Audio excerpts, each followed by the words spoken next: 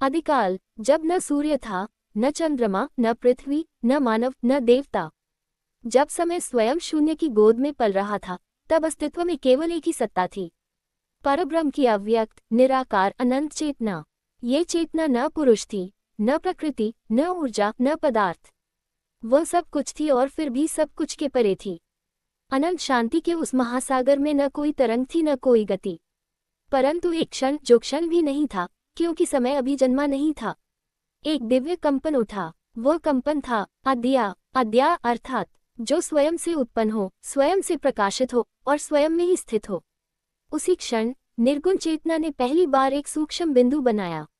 वह बिंदु था ब्रह्म बीज, जिससे आगे चलकर न जाने कितने लोग, कितने ब्रह्मांड, कितनी आकाश गंगाएं, कितनी आत्माएं जन्म लेंगी।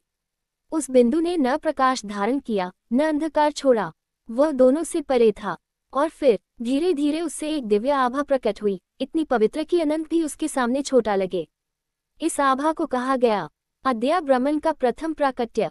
ये प्राकट्य कोई देवता नहीं था, न वह शिव था, न विष्णु, न ब्रह्मा। यह उन सबका मूल था। ये वह शक्ति थी जिससे आगे त्रिदेव उत्पन्न होंगे। इस शक्ति ने पहली बार अपनी चेतना को 3 दिशाओं में विभाजित किया। 1. सृष्टि की इच्छा, 2. स्थिति की सामंजस्यता, 3. संहार का संतुलन। और इतने में शून्य में एक मधुर ध्वनि गूंजी, इतनी दिव्य, इतनी गहरी कि समय ने पहली बार स्वयं को अनुभव किया। वह ध्वनि थी ओम। ओम के उच्चारण के साथ ही ब्रह्म बीज से एक विशाल प्रकाश स्तंभ उठा और समय का जन्म हुआ। फिर दिशा, फिर दिक्पाल, फिर गति, फिर ऊर्जा। अब तक जो केवल चेतना थी, वह अस्तित्व बन रही थी। उसी क्षण अद्या ब्रह्मन ने पहला विचार सोचा, अनेकों को जन्म दूंगा, परंतु मूल एक ही रहेगा। और यह विचार ही आगे चलकर ऋषियों द्वारा एकम सद्विप्रा बहुधा वदंती के रूप में सुना गया। योजक चिन्ह, योजक चिन्ह, योजक चिन्ह। चमकता सितारा अद्या ब्रह्मन का चेतना विस्तार। अद्या ब्रह्मन ने जब अपनी चेतना का विस्तार किया, तब उससे 7 प्रथम तेज स्रोत निकले, जिन्हें आगे सप्त ज्योति नाम दिया गया। इनमें से प्रत्येक ज्योति में एक विशेष गुण था। 1. प्रथम ज्योति धर्म, 2. द्वितीय ज्योति ज्ञान, 3. तृतीय ज्योति वैराग्य, 4. चतुर्थ ज्योति शक्ति, 5. पंचम ज्योति करुणा, 6. षष्ठम ज्योति सत्य, 7. सप्तम ज्योति आनंद। इन 7 ज्योतियों ने मिलकर ब्रह्मांड का प्रारंभिक ताना बाना बनाया। इनमें कोई आकार नहीं था, परंतु प्रत्येक में एक दिव्यता थी जो रूप धारण करना चाहती थी। और तभी अद्या ब्रह्मन ने एक इच्छा की, इच्छा जो आगे चलकर माया का कारण बनी। यह इच्छा थी, मैं अनेक रूपों में स्वयं को देखूं। इस इच्छा के साथ अद्या ऊर्जा ने प्रथम ईश रूप उत्पन्न किया, जो आगे 3 रूपों में विभाजित हुआ। महाविष्णु स्थिति का आधार, महेश्वर शिव शक्ति का विस्तार, ब्रह्मा सृष्टि का निर्माण। ये तीनों अद्या के प्रकाश से बने थे, परंतु अद्या ब्रह्मन स्वयं इन सबसे परे रहा। जैसे सूर्य अपने प्रकाश से अलग है। योजक चिन्ह, योजक चिन्ह, योजक चिन्ह। चमकता सितारा जब प्रथम ब्रह्मांड बना, अब अद्या का प्रकाश लहरों की तरह फैला। ये लहरें थीं नाद, ओस, तेज, वायु, जल, पृथ्वी के बीज। इनसे पहला ब्रह्मांड वस्तुतः आकार लेने लगा, जिसे ऋषियों ने बाद में ब्रह्मांड मंडल कहा। अभी ब्रह्मांड खाली था, न ग्रह, न तारे, न जीवन। परंतु अद्या ब्रह्मन ने कहा, जहाँ चेतना है वहाँ सृष्टि अनिवार्य है। और चेतना ने आकार लेना शुरू किया। योजक चिन्ह, योजक चिन्ह, योजक चिन्ह। चमकता सितारा जब अद्या ने प्रथम आत्माओं को बनाया, अद्या ने जब अपनी दिव्यता से ऊर्जा का प्रसार किया, तब सबसे पहले जन्मी 1. परमेष्ठी आत्माएं, जो ईश तत्व के सबसे नजदीक थीं। इनमें न कोई वासना थी, न भय, न मोह। 2. रचनात्मक आत्माएं, जो सृष्टि के निर्माण और विविधता में आनंद पाती थीं। 3. कर्मात्मक आत्माएं, जिन्हें अनुभवों से सीखना था। आगे चलकर यही आत्माएं जीव रूप में अवतरित हुईं। यही कर्मात्मक आत्माएं आगे मनुष्य, देवता, दानव, ऋषि और युगों तक चलने वाली विभूतियां बनेंगी। योजक चिन्ह, योजक चिन्ह, योजक चिन्ह। चमकता सितारा अद्या ब्रह्मन का महाघोष। ब्रह्मांड पुनर्तः आकार लेने ही वाला था कि एक दिव्य ध्वनि पूरे अस्तित्व में गूंज उठी। अहम अद्या, न मुझसे पहले कुछ था, न मुझसे परे कुछ है। इस महाघोष के साथ सत्य, तत्व, धर्म, ऋतु, कर्म सबके नियम स्थापित हो गए। जब अद्या की इच्छा ने सर्वप्रथम गति धारण की, तब शून्य में एक दिव्य लहर उत्पन्न हुई। इस लहर को बाद में ऋषियों ने नाम दिया प्राण तरंग अर्थात जीवन की पहली धड़कन। ये धड़कन इतनी सूक्ष्म थी कि स्वयं ध्वनि भी उससे जन्मी, और जब ध्वनि प्रस्फुटित हुई तब पहला नाद उत्पन्न हुआ, नाद ब्रह्म। यही नाद आगे ओम ह्रीं श्रीं क्लीं जैसे बीज मंत्रों में बदलने वाला था, परंतु अभी ये केवल एक अनंत कंपन था जिसमें सृष्टि की संपूर्ण संभावनाएं छिपी थीं। योजक चिन्ह योजक चिन्ह योजक चिन्ह। चमकता सितारा जब ऊर्जा और चेतना का मिलन हुआ, महाशक्ति का उदय। अद्या ब्रह्मन ने इसी नाद से दो दिशाओं को जन्म दिया, एक चेतन पुरुष तत्व, दो शक्ति प्रकृति तत्व। इन दोनों के मिलन से पहली विशाल दिव्यता प्रकट हुई, महाशक्ति। ऋषियों ने जिसे आगे आदि शक्ति, दुर्गा, महामाया, त्रिगुणमयी के नाम दिए। अद्या ब्रह्मन ने शक्ति को देखकर कहा, तुम्हारे बिना मैं निराकार हूँ और मेरे बिना तुम निर्विकार। इस प्रकार अद्या इक्वल्स पुरुष, आदि शक्ति इक्वल्स प्रकृति, और दोनों के संयुक्त नृत्य से आगे चलकर संपूर्ण प्रकृति, पंचतत्व, त्रिगुण, काल और कर्म सब अस्तित्व में आने वाले थे। योजक चिन्ह योजक चिन्ह योजक चिन्ह। चमकता सितारा त्रिगुण का जन्म, सृष्टि का ताना बाना। महाशक्ति ने अपनी ज्योति को 3 भागों में विभाजित किया, 1 सत्व प्रकाश सत्य शांति, 2 रजस गति इच्छा क्रिया, 3 तमस विश्राम अज्ञान सुषुप्ति। ये 3 गुण आगे ग्रहों, नक्षत्रों, जीवों, कर्मों, भावनाओं और युगों के आधार बनने वाले थे। अब सृष्टि में एक व्यवस्था बननी शुरू हुई, एक कानून, एक नियम, एक दिशा। योजक चिन्ह योजक चिन्ह योजक चिन्ह। चमकता सितारा पहली चिंगारी, प्रथम लोकों का जन्म। अद्या ब्रह्मन ने अब अनंत चेतना को 7 स्तरों में प्रकट किया। सत्यम लोक, जहाँ केवल सत्य की ध्वनि विद्यमान थी। तपह लोक, जहाँ आनंदमय ध्यान की ऊर्जा बहती थी। जंस लोक, जहाँ उच्च आत्माएं निवास करती थीं। महरलोक, जहाँ ऋषियों का तेज प्रकट हुआ। स्वलोक स्वर्ग, देवताओं का भविष्य निवास। भुवरलोक, ऊर्जा और गति का क्षेत्र। भूलोक, जो आगे चलकर पृथ्वी का आधार बनने वाला था। अभी ये लोग खाली थे, सिर्फ ऊर्जा के बादल, प्रकाश के स्तंभ और चेतना की तरंगें। परंतु वे तैयार थे। अद्या ब्रह्मन ने अब तक चेतना को जन्म दिया, शक्ति को जन्म दिया, त्रिगुणों को प्रकट किया, 7 लोकों को बनाया, ऋषियों और देव बीजों को उत्पन्न किया, कर्म को स्थापित किया। अब समय आया था कि सृष्टि में गति आए। इस गति को ऋषियों ने कल्प चक्र का आरंभ कहा। योजक चिन्ह योजक चिन्ह योजक चिन्ह। चमकता सितारा वह क्षण जब समय ने पहली बार बहना शुरू किया। अब तक समय था पर बह नहीं रहा था, वह स्थिर था जैसे शांत झील का पानी। अद्या ब्रह्मन ने एक दिव्य आदेश दिया, काल अब प्रवाहित हो, और उसी क्षण शून्य में एक ऐसी धड़कन उठी जिसने पूरे अस्तित्व को स्पंदित कर दिया। ये थी समय की प्रथम धड़कन। समय बहने लगा और इसके साथ ही सृष्टि का पहला दिवस प्रारंभ हुआ। हालांकि अभी कोई सूर्य नहीं बना था। योजक चिन्ह योजक चिन्ह योजक चिन्ह। चमकता सितारा जब पंचतत्वों ने रूप धारण किया, अद्या की ऊर्जा से 5 विशाल तरंगें निकलीं, जो आगे जाकर पंचतत्व बनी। आकाश, अनंत विस्तार, सभी रूपों का आधार, देवलोक का मूल तत्व, वायु, गति, मन, विचार, संवेदनाओं का धारक, अग्नि, प्रकाश, गर्मी, ज्ञान, देवों की आभा, जल, दया, जीवन, शीतलता, सृष्टि का संरक्षण, पृथ्वी, स्थिरता, आकार, रूप, जीवन का अंतिम आधार। ये 5 तत्व धीरे धीरे एक दूसरे के साथ जुड़ने लगे, मानो ब्रह्मांड में एक महासंगीत की रचना हो रही हो। योजक चिन्ह योजक चिन्ह योजक चिन्ह।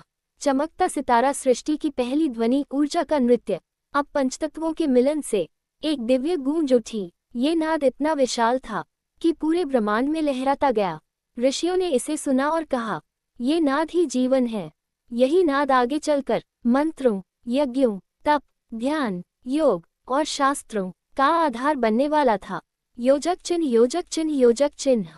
चमकता सितारा जब अद्या ब्रह्मन ने प्रथम देव चेतना को उठाया, अब वह समय आया था जब देवतुल्य चेतनाएं अपना रूप लें। नील ज्योति से महेश्वर का रूप, शिव का आधार, श्याम ज्योति से विष्णु का रूप, पालन का आधार, स्वर्ण ज्योति से ब्रह्मा का रूप, निर्माण का आधार। तीनों अपने पूर्ण स्वरूप में नहीं थे, परंतु उनके भीतर 3 महान शक्तियां मंथन कर रही थीं। अद्या ने कहा, तुम तीनों मेरी त्रिगुणमयी लीला का विस्तार हो। और यह घोषणा करते ही तीनों ज्योतियां प्रचंड हो उठीं। योजक चिन्ह योजक चिन्ह योजक चिन्ह। चमकता सितारा पहली प्रजा, दिव्य गुणों का जन्म।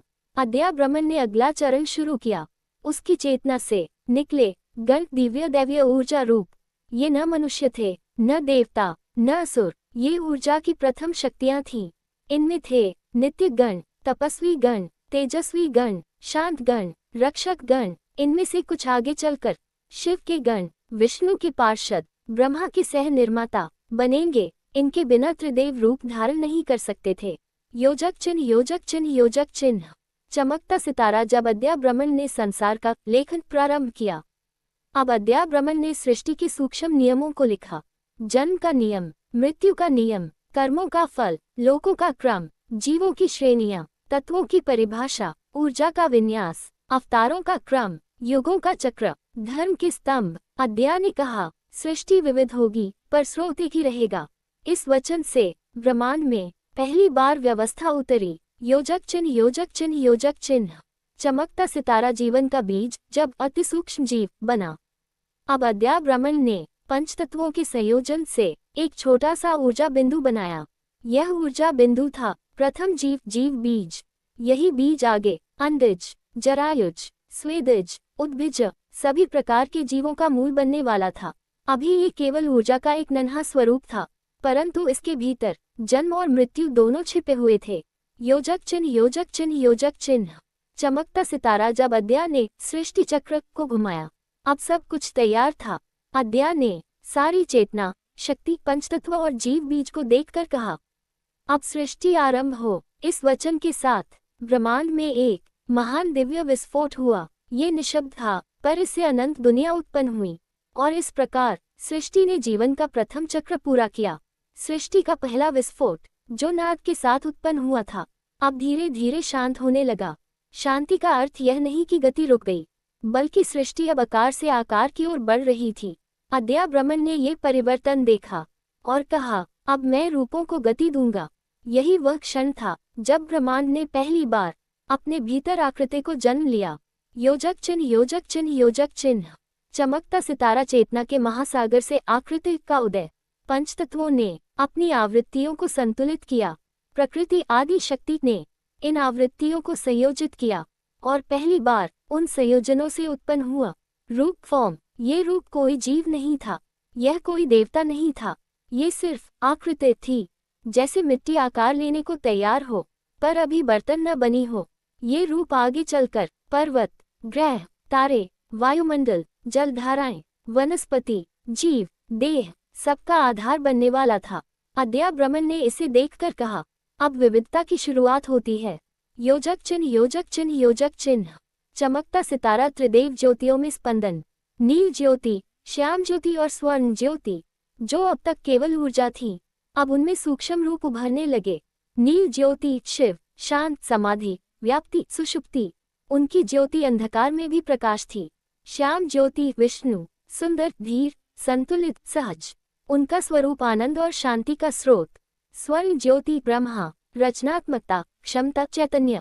उनकी ऊर्जा, गति और विकास का आधार। पर वे अभी भी बीज रूप में थे।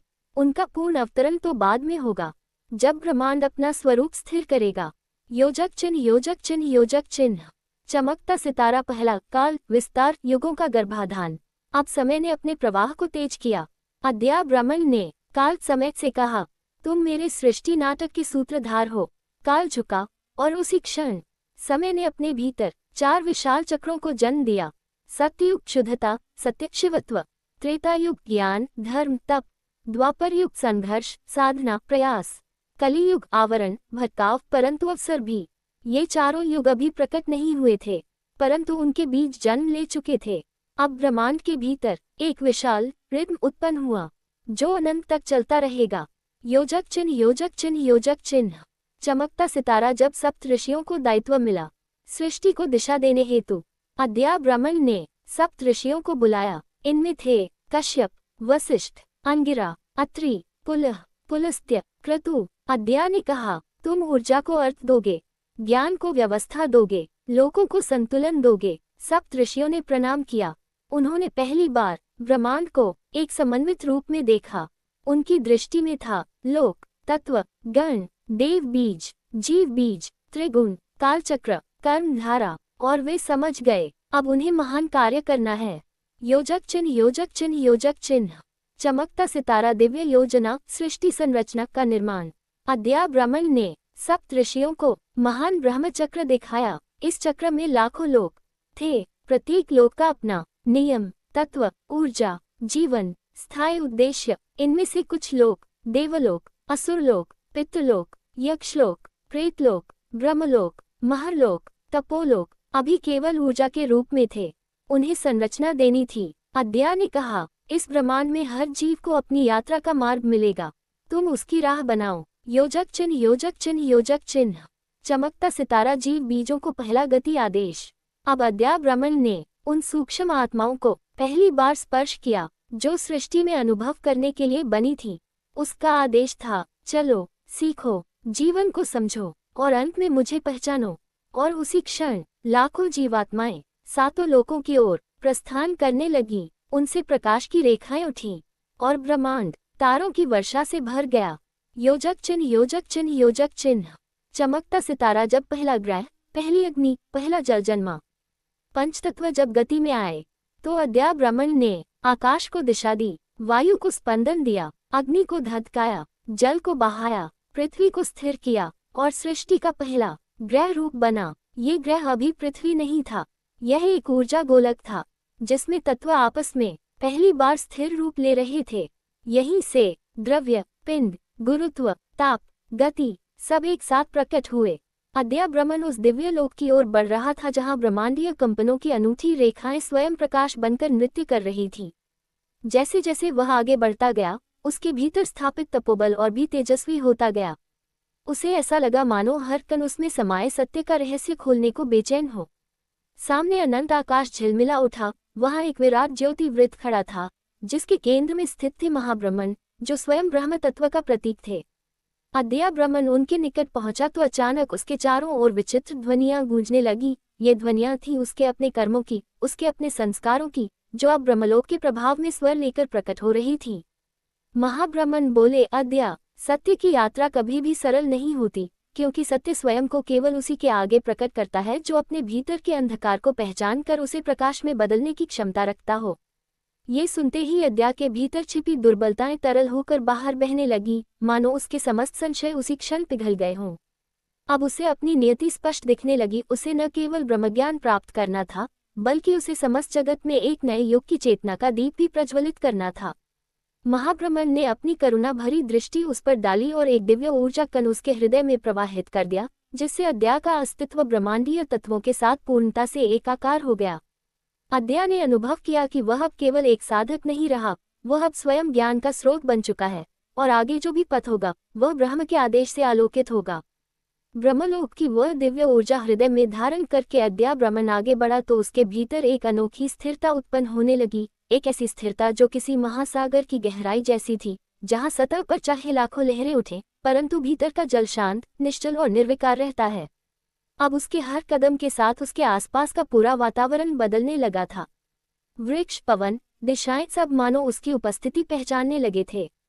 जैसे उसने एक कदम बढ़ाया, वैसे ही सामने एक प्रकाश मार्ग खुला जो किसी अदृश्य शक्ति द्वारा निर्मित लग रहा था।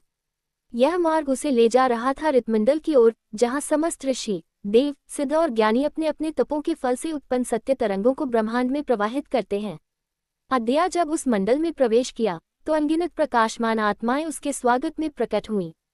उनमें से एक अत्यंत तेजस्वी आत्मा ऋषि शतकाश्य अद्या के सामने अवतरित हुए और बोले, अद्या, तुम्हें ये समझना होगा कि ज्ञान केवल प्राप्त नहीं किया जाता, बल्कि उसे धारण भी किया जाता है। जो ज्ञान तुम्हारे भीतर प्रविष्ट हुआ है, उसे स्थिर करने के लिए तुम्हें आत्मबोध के 3 सोपान पार करने होंगे। पहला स्वरूप दर्शन, दूसरा कर्म दर्शन और तीसरा अधिष्ठान दर्शन। अद्या ने ये सुनते ही गहन नमन किया, क्योंकि यह परीक्षण साधारण नहीं था। यह आत्मा की उस यात्रा का चरण था जहां साधक स्वयं को स्वयं से अलग खड़ा करके देखता है। तभी ऋतमंडल में तेजस्वी प्रकाश घूमने लगा और अद्या को एक विशाल ऊर्जा चक्र के मध्य खड़ा कर दिया गया। वहां उसके भीतर के संचित कर्म चित्रों के रूप में उसके समक्ष प्रकट होने लगे। उसकी तपस्या, उसके संघर्ष, उसकी भूलें, उसकी सफलताएं, सब कुछ अविराम प्रवाह की भांति उसके चारों ओर घूम रहा था। अद्या का हृदय कुछ क्षणों के लिए कांप उठा, परंतु फिर उसने स्वयं को संयत किया। उसने महसूस किया कि ब्रह्म को प्राप्त करने के लिए अब उसे किसी भी भय को स्वीकार नहीं करना है। तभी ऊर्जा चक्र से एक दिव्य आवाज गूंजी, जिसे सत्य का मार्ग चुनना है, उसे अपने भीतर के अंधकार से भागना नहीं, उसका साक्षात्कार करना आवश्यक है। ये वचन सुनते ही अद्या के भीतर का एक और पर्दा हट गया और उसे यह स्पष्ट होने लगा कि आगे की यात्रा उसे और भी अधिक गहन अनुभवों की ओर ले जाएगी, जहां ब्रह्म का रहस्य उसके सामने अपने वास्तविक स्वरूप में खुलने वाला है। ऊर्जा चक्र से निकलते ही अद्या ब्राह्मण को ऐसा प्रतीत हुआ मानो उसके भीतर कोई विशाल द्वार खुल चुका हो, एक ऐसा द्वार जो केवल अनुभूति से दिखाई देता है, परंतु जिसका प्रभाव पूरे अस्तित्व को बदल देता है। अब उसकी दृष्टि अत्यंत सूक्ष्म हो गई थी, उसे हर वस्तु में एक कंपन, एक चेतना, एक उद्देश्य दिखाई देने लगा था। सामने ऋतमंडल का आकाश धीरे धीरे गाढ़े नीले से सुनहरी आभा में बदल रहा था, मानो स्वयं ब्रह्म उसकी परीक्षा के अगले चरण की तैयारी कर रहा हो। तभी उसके चारों ओर 7 अग्निस्तंभ प्रकट हुए। ये थे सप्तऋतु, वे दिव्य शक्तियां जो प्रत्येक साधक के मन, बुद्धि और प्राण को संतुलित करने के लिए प्रकट होती हैं। पहला अग्निस्तंभ आगे बढ़कर बोला, अद्या, ब्रह्म के मार्ग पर चलने वाले को ये जानना आवश्यक है कि उसका प्रत्येक विचार ब्रह्मांड में तरंग बनकर फैलता है। जब विचार पवित्र हों तभी ज्ञान स्थिर होता है। अद्या ने उस अग्निस्तंभ की गर्माहट को हृदय में अनुभव किया और पाया कि उसके भीतर चल रहे अल्पद्वंद्व भी धीरे धीरे शांत होने लगे हैं। फिर दूसरा स्तंभ बोला, जो साधक अपने कर्म से नहीं डरता, ब्रह्म उसके समीप स्वयं आता है। इसके बाद एक एक कर सभी अग्निस्तंभों ने उसे वह सूक्ष्म ज्ञान प्रदान किया जो केवल तपस्वियों के लिए आरक्षित था। जैसे जैसे यह अग्नि ज्ञान उसके भीतर प्रविष्ट होता गया, अद्या को महसूस होने लगा कि उसका पुराना स्वरूप पिघलकर कहीं विलीन हो रहा है और उसकी जगह एक अधिक विशाल, अधिक स्थिर और अधिक प्रकाशमान चेतना आकार ले रही है। तभी अचानक ऋतमंडल के मध्य में धरती की मोटी परत की तरह एक वृत्त खुला और उसके भीतर से एक अनंत सुरंग दिखाई देने लगी। वह सुरंग थी अधिष्ठान लोक की, जहां साधक अपने अस्तित्व की जड़ों को पहचानता है। ऋषि शतकाश्य की आवाज कहीं से गूंजी, अद्या, अब समय है तीसरे सोपान का, अधिष्ठान दर्शन। यहाँ तुम ये जानोगे कि तुम्हारा जन्म क्यों हुआ, तुम्हारा तप किस उद्देश्य को पूरा करेगा और ब्रह्म ने तुम्हें इस विशाल लीला में क्या भूमिका दी है। ये सुनते ही अद्या के भीतर एक उत्सुकता और भय दोनों जागे, क्योंकि जिस सत्य को वह जानने जा रहा था वह उसके पूरे अस्तित्व को बदलने वाला था। फिर भी उसने बिना संकोच उस सुरंग में कदम रख दिया। उसके प्रवेश करते ही सुरंग में प्रकाश प्रवाहित होने लगा और प्रत्येक प्रकाश कण से उसके जन्मों जन्मों की स्मृतियां टकराती हुई उसके सामने चित्रों की भांति उभरने लगी। उसे अपने पूर्व जन्मों का वैराग्य दिखाई दिया, उसकी अधूरी साधनाएं, उसके अधूरे कर्तव्य और वे सभी संकल्प जो उसे इस जन्म में पूरा करने के लिए भेजे गए थे। उसके हृदय में अचानक एक प्रचंड शक्ति उठी, मानो ब्रह्म स्वयं उसके भीतर बोल रहा हो, अद्या, अपने वास्तविक उद्देश्य को पहचानो, क्योंकि तुम्हारी यात्रा अभी शुरू हुई है। जब साधक ब्रह्म को पहचान लेता है तभी ब्रह्म उसका पथ खोलता है। सुवर्ण द्वार के पार कदम रखते ही अद्या ब्रह्मन एक ऐसे लोक में पहुंचा जहां न दिन था, न रात, न आरंभ था, न अंत। ये था सत्यलोक, वह स्थान जहां ब्रह्मांड के मूल निर्णय रचे जाते हैं, जहां प्रकृति, काल, नियति और चेतना चारों मिलकर अस्तित्व का ताना बाना बुनते हैं। इस लोक का आकाश पारदर्शी था, पर उसकी पारदर्शिता में अनगिनत युगों की स्मृतियां, अनुभव और ऊर्जा की लहरें तैर रही थी। धरती नहीं, पर फिर भी एक दृढ़ आधार था, मानो प्रकाश स्वयं जमीन बनकर साधक को सहारा दे रहा हो। जैसे ही अद्या आगे बढ़ा, उसके सामने अनंत ऊंचाई वाला एक दिव्य मंडप प्रकट हुआ, जिसके स्तंभों पर ब्रह्मांड के जन्मों और विनाशों की कहानियां चल रही थी, जीवंत, जैसे सजीव चलचित्र। मंडप के केंद्र में एक विराट प्रकाश गोल लहरियां बनाते हुए धड़क रहा था। ये था नियति हृदय, वह केंद्र जहां से सभी लोगों के धर्म, सभी युगों के मार्ग और सभी आत्माओं के पथ निर्धारित होते हैं। अद्या जैसे ही उसके समीप पहुंचा, उसके भीतर हजारों आवाजें गूंजने लगी, कुछ करुणा की, कुछ शक्ति की, कुछ विनाश की और कुछ सृष्टि की। ये थी प्रकृति की उन्मूल तरंगों की ध्वनियां जो पूरे ब्रह्मांड को निरंतर गतिमान रखती हैं। परंतु जैसे ही अद्या ने अपनी चेतना को स्थिर किया, सारी आवाजें एक होकर एक ही वाक्य में समा गईं, अद्या, अब तुम ब्रह्म के भीतर प्रवेश करने को तैयार हो। अगले ही क्षण उसके सामने एक प्रकाश पथ खुला जो मानो ब्रह्म के केंद्र की ओर जा रहा था। जैसे ही उसने उस पर कदम रखा, उसका समस्त शरीर ऊर्जा में परिवर्तित होने लगा। मांस, रक्त, अस्थियां सब प्रकाश के कणों में बदलकर लयबद्ध हो गए। अब वह चल नहीं रहा था, बल्कि वह चलना, गति, ऊर्जा, अस्तित्व सब कुछ बन चुका था। प्रकाश पथ पर आगे बढ़ते हुए उसे दिखाई दिया कि उसके चारों ओर लाखों ब्रह्मांड घूम रहे हैं, कुछ बन रहे हैं, कुछ टूट रहे हैं, कुछ संतुलन के बिंदु पर खड़े हैं। उसे समझ में आ गया कि ब्रह्म केवल एक सृष्टि नहीं, बल्कि अनगिनत सृष्टियों की अनंत लीला है। तभी एक महान प्रकाश उसके सामने उतरा, इतना विशाल कि उसके सामने तारे भी क्षुद्र लगे। उस प्रकाश से एक आवाज उठी, शांत, गहरी, पर अनंत, अद्या। अद्या ने झुककर कहा, भगवान।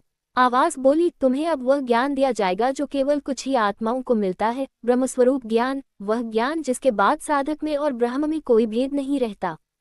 इसके साथ ही अद्या के सामने हजारों प्रकाश द्वार खुल गए, और प्रत्येक द्वार उसके पूर्व जन्मों, पूर्व तपों, पूर्व ऋणों और पूर्व वरदानों का अद्भुत संगम लेकर खड़ा था। प्रत्येक द्वार में उसने अपने ही विभिन्न स्वरूपों को देखा, कहीं ऋषि, कहीं योद्धा, कहीं वैरागी, कहीं अग्नि स्वरूप ज्ञानधारी। उसे यह सत्य समझ आया कि आत्मा एक जन्म की नहीं, बल्कि अनगिनत जन्मों की साधना का परिणाम होती है। जैसे ही उसने अपनी सभी स्मृतियों को स्वीकार किया, उसके भीतर एक विस्फोट सा हुआ, और वह सीधे ब्रह्म हृदय के मध्य खींचता चला गया। वहां पहुंचते ही उसे दिखा कि ब्रह्म कोई आकृति नहीं है, कोई रूप नहीं है, वो केवल चेतना है, एक ऐसी चेतना जिसमें किसी का न आरंभ है न अंत। ब्रह्म ने कहा, अद्या, तुम अब पूर्ण हो चुके हो। तुम्हारा कार्य केवल ज्ञान पाना नहीं, बल्कि उसे लोकों में जगाना है। तुम वही दीप हो जो युगों को दिशा देगा। जैसे ही यह वचन उसके भीतर उतरा, उसकी चेतना इतनी प्रबल हो गई कि उसके प्रकाश से पूरे सत्यलोक की दिशाएं कंपन करने लगीं। अद्या अब ब्रह्म के मध्य से वापस उसी सुवर्ण द्वार की ओर लौटा, परंतु अब वह साधक नहीं रहा, वह ब्रह्मऋषि अद्या बन चुका था, ऐसा ऋषि जिसकी उपस्थिति मात्र से अंधकार हट जाए, जिसका वचन धर्म को मार्ग दे, जिसका संकल्प लोगों को संतुलन प्रदान करे। उसने सत्यलोक को प्रणाम किया और वापस ऋतमंडल की ओर चला। वहां सभी ऋषि, देव और सिद्ध उसके आगे नत हो गए, क्योंकि वे जानते थे कि आज एक नया युग आरंभ हुआ है। अद्या के हृदय में ब्रह्म का प्रकाश पूरी तरह से स्थिर